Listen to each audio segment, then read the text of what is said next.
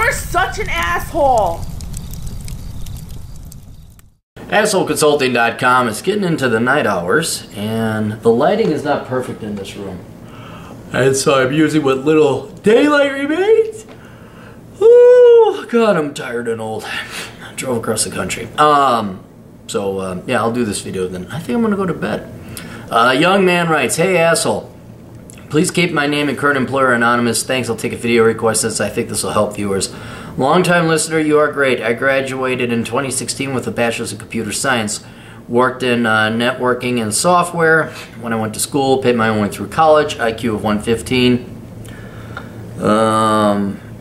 Just letting you know in case you need this to measure whether or not I should attempt to start a business. You can start a business. You don't have to be a brilliant person to start a business.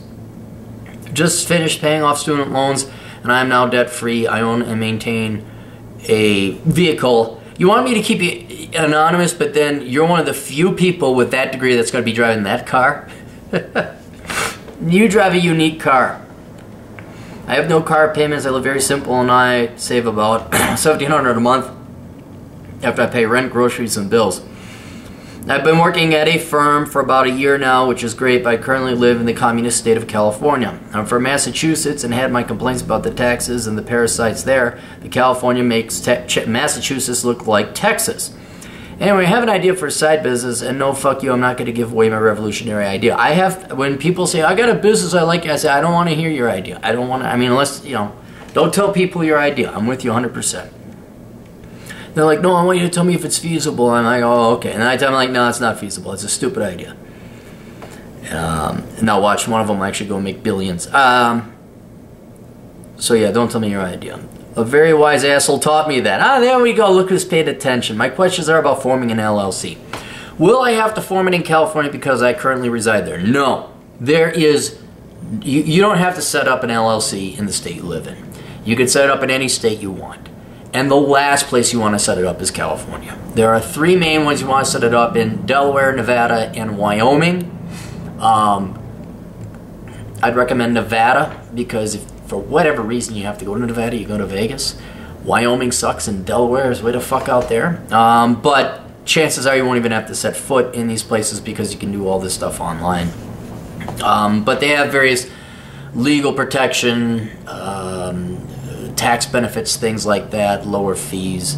Delaware has some kind of legal structure, like their own court for businesses or something like that. Everyone says, why does everyone go to Delaware? That's why. There's not only no taxes, now you will pay taxes individually on it, of course, but the company doesn't pay taxes, and then it's like really, really, really business friendly in terms of its legal system. So if everyone was like, what the fuck's with Delaware? That's why. You can look it up for more details, but I used to give a fuck. I looked it up, and then I so infrequently had to go or use a Delaware LLC that I stopped remembering why it was that. But I do know Delaware, Nevada, and Wyoming are the top ones. But you do not have to set up an LLC where you live. Absolutely not. And I advise anyone in California. Look at Apple. Apple technically isn't in California. Oh, they're physically there, but their tax nexus is over in the Netherlands, I believe, and that's why they pay zero income taxes. Despite all you stupid, dumb, liberal, cocksucking California people who think Apple gives a shit about social justice.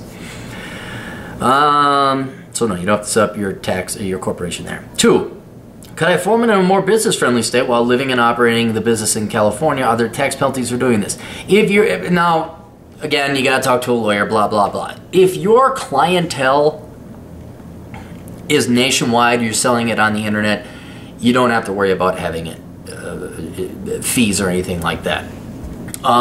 So yes, you can move it to a more business-friendly state. I would recommend Nevada, again, because it's right there, and Vegas is an awesome place to live. Or Reno, but it doesn't really matter where you live in Nevada.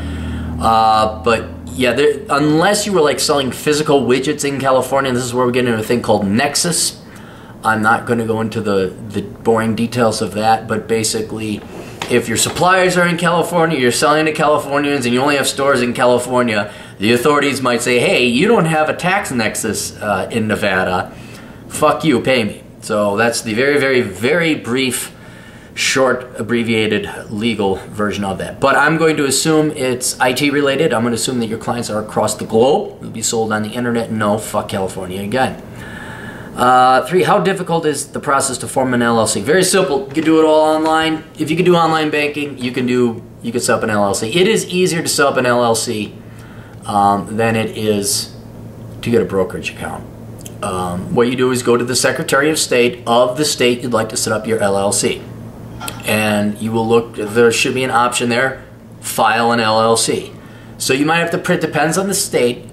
I know Minnesota's all digital. But some of you may have to do a little bit of paperwork, print something off. But usually there's some paperwork. You have to provide them your social security number. And then once you apply and you pay a fee of some kind, can be over the internet. Maybe you have to cut a check, depends on the state again. It could be that very second you have yourself an LLC. You'll get a LLC certificate. You can print that off, which will allow you to take that to a bank and then set up some banking, which would be your next step. The step you may want to do after that is to get an employment identification number. You could do that through the IRS's website, and that's automatic. So you get, you need to get a bank account first. Then with the bank account and the LLC certificate, then you can go online and get an employer identification number. Or maybe it's the reverse. Maybe you get the employer identification. No, I'm sorry. I had that mixed around. You get the LLC first.